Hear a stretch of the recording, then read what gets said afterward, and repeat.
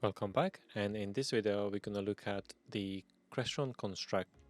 Crestron created a very helpful website where you can check all the functions and options you get, and how to use this software. This is what I used creating this video.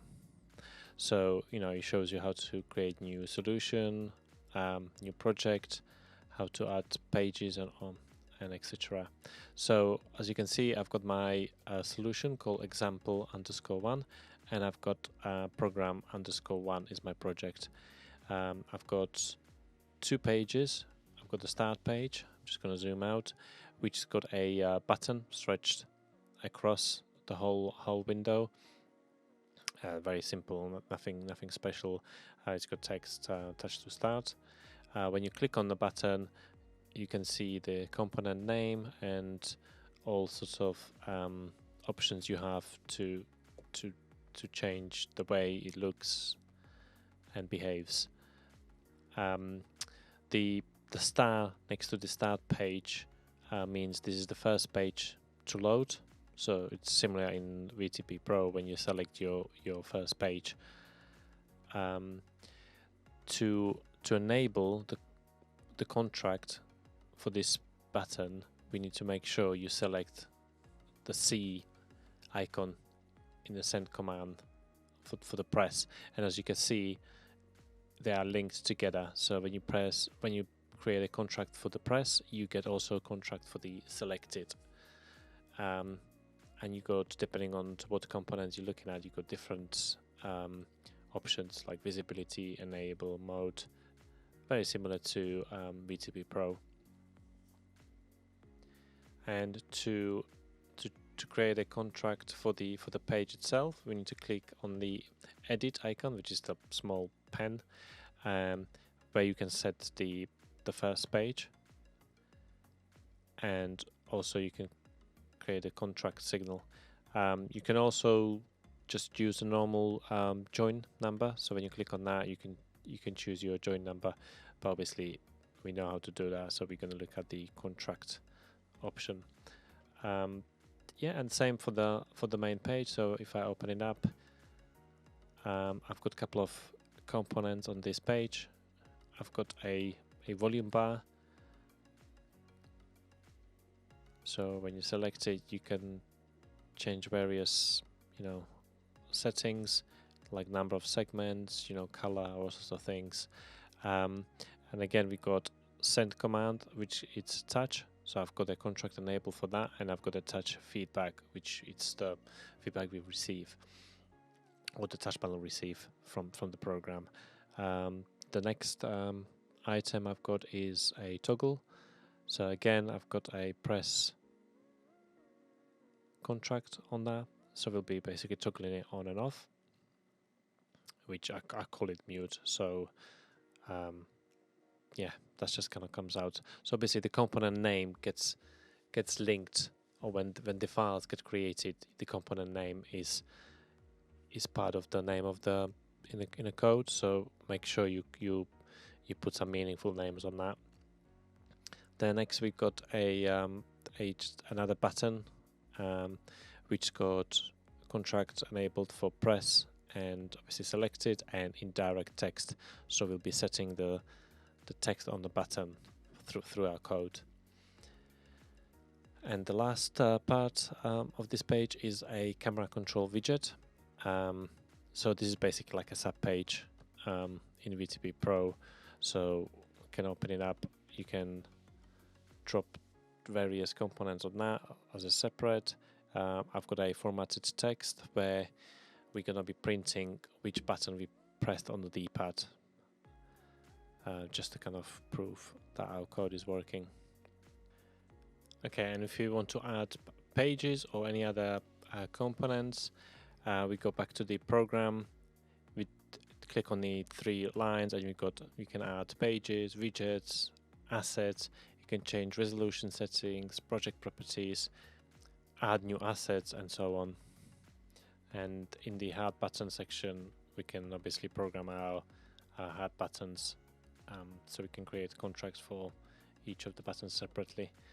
Yeah, so that's pretty much it. We're just gonna build the project now. Gonna have to wait. It takes us 10-15 seconds. So this basically creates all the necessary files that we need to import into our C# program, and I'm gonna show you where that is all saved. So obviously this is all depends where you've got it set to, but I've got it into my construct files. Example is the solution, program 1 is the project. Go to output. So this is the file that needs to be loaded to the touch panel.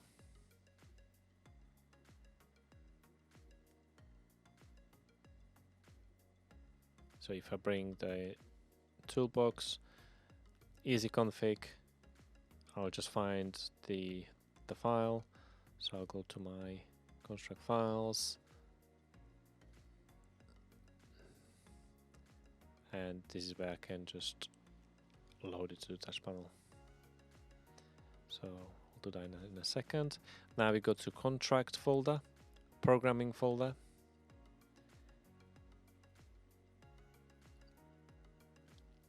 Simple Sharp, contract support. So these files we need to import into our C# program.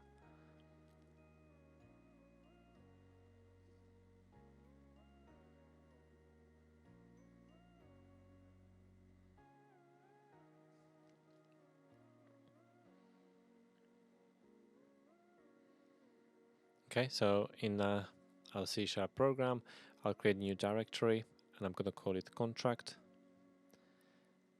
and I'm going to add existing item. Now I'm just going to go and find the files. Once I've got them, I'm just going to select all of the files, and I'm just going to copy them into our C# program. And once it's done, now I'm going to add a contract variable, and I'm going to call it underscore contract. And we're going to use this variable to handle all touch panel events, feedback, and button presses. So if we open the start class, as you can see, we've got event handler for our button presses, for touch to start button press event, and I've got a visibility, and I've got a touch to start button selected. So that's all feedback that we're going to send to our touch panel. On the main page class again, we've got similar, we've got all our components there, all the event handlers and all the feedback joins. Okay, and now we go back to our main control system class, and we're going to have to instantiate the contract. So we're just going to do that, and we're going to add our touch panel to this contract, which is going to use the add device, and that's all we need for registering the device. And now what we have to do is to handle the press events. So if you open the start class, you can see we've got our touch to start event. So all I do is I'll do contract start, and we've got touch to start press event handler. So now we're going to create a method that's going to be called when we get this event triggered. So that is there, we'll just get rid of that. And the first thing we're going to do, we're going to check if the button's been pressed. So as before, we're going to check if the Boolean value of the signal is true. And if it is, then we're going to add a code to do something. So now we're going to add contract start, and we're going to do start visibility join. So basically we want, when you touch the button, we want the start page to disappear. And as you can see, the start visibility join method requires a callback method. So I'm going to create one, but to create it, we need to know its signature. So we're going to have to find it, what the signature is. And if we press on the start visibility join, it will take us to the start class. As you can see, that's the feedback that we want to handle. So if I click on the argument, which is start bool input signal delegate, if we click on it, we can see it will take us to the declaration, and it requires Boolean input signal and the I start argument. So now we can go back to our main class and we can implement this method. And I'm gonna call it hide start page. Obviously I'm gonna use the same arguments. And what I'm gonna do, I'm just gonna set the Boolean input signal to false, because obviously we want to hide that page. So the Boolean value is gonna be false. And I'm gonna create another callback method, and I'm gonna call it show start page. And again, I'm gonna set it to true. So this way we can show and hide the page depending on what we need. So obviously when we press the start button, we want to hide the start page. Okay, and once that page is hidden, we want to show the main page. So we're gonna write another piece of code where we're gonna basically set the visibility join of the main page. So we're gonna go contract main because it's a main page, and there's a main visibility join method, and we're gonna have to create a callback method in there. So we're gonna basically do the same thing what we've done with the start page, and I'm gonna create a private and I'm gonna call it show main page, and again it's gonna have the same arguments, and we're gonna set the Boolean input signal value to true, and now we can use that method to show the main page. So that's it. So on the button press we hide the start page and we're going to show the main page. And as mentioned before, the main page got multiple components that we need to handle the events and feedback. So the first one is our volume bar, so let's go and implement that. So if we go to the contract main and we open the main class, we've got, as you can see, we've got event handler for volume touch event. So we need to go back to our control system class and we need to handle that event. So again, similar, we go contract dot main dot volume touch event. So we got there, and now I'm gonna create a method that's gonna get called when there is a touch event from our touch panel. So now we're gonna have to implement this main on volume touch event method. So I'm gonna go up to the top and I'm gonna create another variable and I'm gonna call it underscore volume. It's gonna be a uShort variable. So this is where we're gonna store the value received from the touch panel. So if we go back down, just need to find it, here we go. So I'm gonna assign the value I've received from the touch panel. So I'm gonna use the UI event args.signal.uShort value. So on each touch event, there's gonna be a value received from the touch panel, and we're gonna assign it to our volume variable. And we are going to use this variable to set the feedback on the touch panel. And to do that, we're gonna do contract.main.volume touch feedback, and again requires a callback method. So we're gonna create one, and it's gonna be very similar to the previous callback method we created. So I'm just gonna call it volume feedback, and it's gonna be uShort input sig, and because it's on main page, it's going to be on iMain, and basically we'll just assign the value to our underscore volume, and that's pretty much it. And now we're just going to use that callback method to set the feedback on to our touch panel. Now I think you can see the pattern of these methods. So for digital, as before, we use the Boolean input signal. For analog, we got uShorts, and obviously for serial, we got string. So that's pretty much it, what we need to do here. So basically what we're doing, we receive a signal from the touch panel, we get the value, we'll store the value, and then we'll send the value back to the touch panel for feedback. Okay, so now that's the first component sorted. Let's have a look what else we got. We've got a toggle there, which is going to be our mute toggle. So let's go and try to implement that. So we go back to our control system class, go to the top, and again we'll just have to register the touch event. So it'll be contract main, it'll be mute press event, and we're going to create a method again, which gets triggered when there's a event coming from the touch panel. And again we're going to do the same thing what we've done with our touch to start button. So we're going to first check if the button's been actually pressed, so it's a digital signal, and we only get triggered when it's true, so when actually on the press down. So we're gonna just do if UI event args.sig.bool value is true, and again as before we use contract.main.mute press method, which requires a callback method, so we're gonna have to create one, and I'm gonna call it mute button, and it needs the standard boolean input arguments and iMain. Okay, and now this is slightly different to what we've done previously.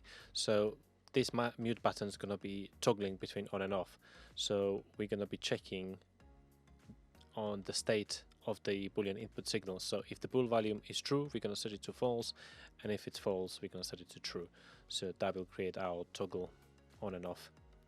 Okay, so that's implemented. Let's have a look what's the next component we've got on our GUI, and that's a camera control button, which when you press it, it will show our D-pad widget. So let's go back to the top again, and we're going to create another event handler, which is going to be for our camera control. So again, we're going to do contract main, and we need to find camera control press event. Again, I'm going to create a method that gets called when this button is pressed, and again we do the standard. We're going to check if the button press is true, so only on press down the code gets executed. So then I'm going to use contract.main.camera control selected. So again, it requires a callback method, so I'm going to create one. Same as previously, it's a private void, and I'm going to call it camera control widget. And it takes boolean input and main as arguments. So in here we're going to create our toggle, so it's going to be if the boolean input is true, we are going to set it to false. So I'm going to do boolean input signal and boolean value, and I'm going to set it to false. So also the next thing we want to do is we also want to change the text of the button. So if we go back to our Crestron construct, you can see I've added a contract for indirect text. So if the button is false, I want to say it's camera control, but if the button is selected and we're showing the widget, we want to set it to close camera control. So I'm going to create a private string, and I'm going to call it a camera control button text. This is just a very simple way of showing you how to set the text. Obviously you want to create something a bit fancier, but this is really just a basic. So if we go back to our method for our press event for the main camera control, so in here in the control widget, camera control widget callback method, we're going to set the camera control but text to camera control. So obviously this is when the button is true, we want to set it to false, so the page is not visible, so we want to set the text to camera control. And also what we want to do is now we need to obviously set the text to the button, so we're going to have to use contract.main.camera control indirect text. method, and I'm gonna have to create a callback method for that. So to do that, again, it's similar as before. Obviously this is a text, so it needs to be a string. So I'm gonna call it camera control button text, and it takes string input, and is on the main page, so I use iMain, and I'm gonna set the string input signal string value to the camera control but text string which we just created. So, and now I'm just gonna call that method. So yeah, so that will set the text of the button. So this is obviously when the value is true. We'll set it to false. We'll set the text of the button to camera control. And also we want to hide the widget. So we're gonna have to create a callback method for that as well. So as you can see, we got camera control widget dot camera control widget visibility, and obviously that requires the callback method. So we're just gonna quickly create one. So this is again the same thing what we've done previously. So I'm gonna have to create two, obviously. So we're gonna have show camera control widget, and it's gonna be hide camera control widget. We're just gonna set the boolean input signal to true or false. Okay, and once we got both methods created, I'm just gonna add it in the camera control widget visibility. So this is where the bool value is true, and obviously if the value is false, we'll just basically copy the code. I'll just change this to true, and I'm gonna change the text to close camera control. So that will set the text of the button, and in the camera control widget visibility, we want to hide the widget. So I'm gonna call the hide control camera control widget method.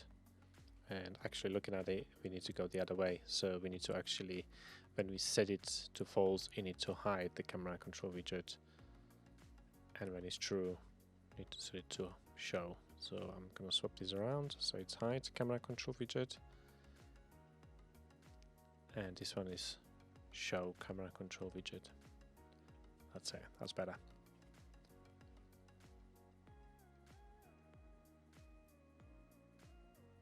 And now we can use this camera control widget method in here,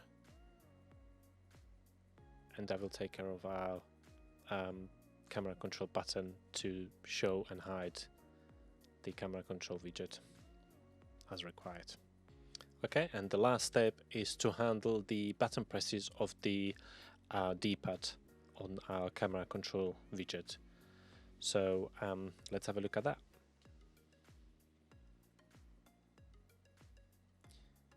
So if we open the widget page, as you can see, I've got a I've got a D-pad here, which I created digital start contract signal. So if we go to the main camera control widget class, you can see for the D-pad we've got events for up, down, left, right, and center.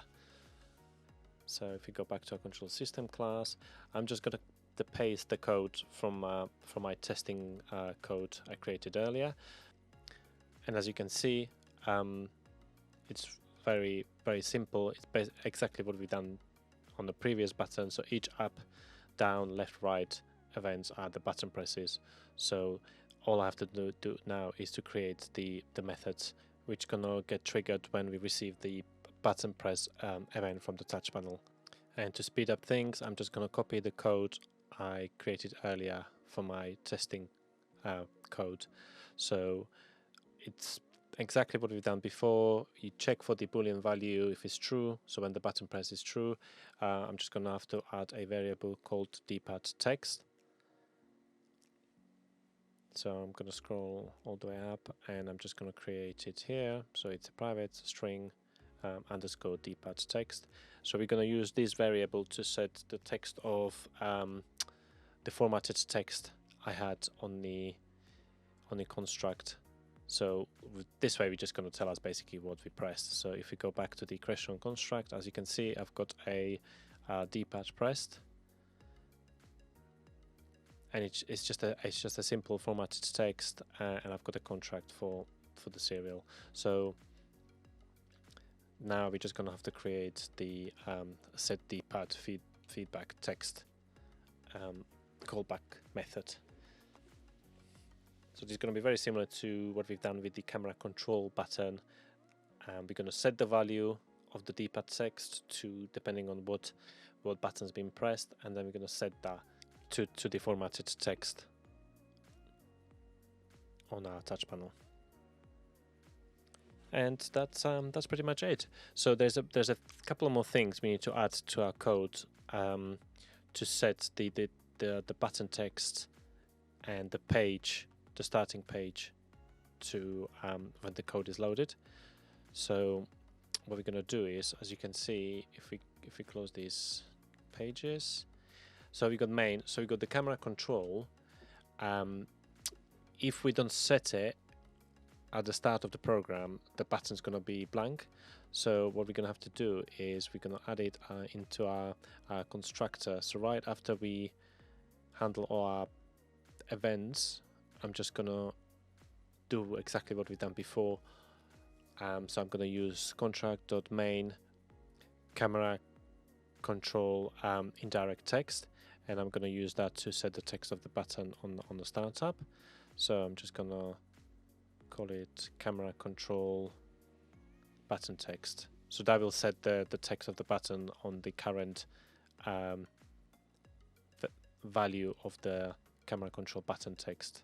So I'm gonna just have to set it to camera control as a default value. So that will take care of that. And the next step we're gonna have to do is on the program startup, I want to go back to the startup page, and to do that I have to call the start visibility join method, and I'm gonna call the show start page callback method. So that will show the start page. So on each program reload, it's gonna reset the touch panel. It's gonna go back to the start page, so we can start from scratch each time. I'm just gonna compile and load it to the processor, and we're gonna test it. Okay, there's a small error in the code, so it didn't work, but it's an easy fix. All you have to do is we need to delete the smart object reference. So we're just gonna delete those two lines here. We don't need that anymore. Let's delete those, and from our touch panel register, we're just gonna delete all the code associated with the smart graphics. So now we compile it, and it all works as expected. Okay, and once the project is loaded, I've got a TSW1070 here, and as you can see, if I press the volume bar, it changes, mute toggles as expected, and a camera control button changes text, and it shows the widget, and the D-pad works as well, as you can see, and I can close it. Perfect.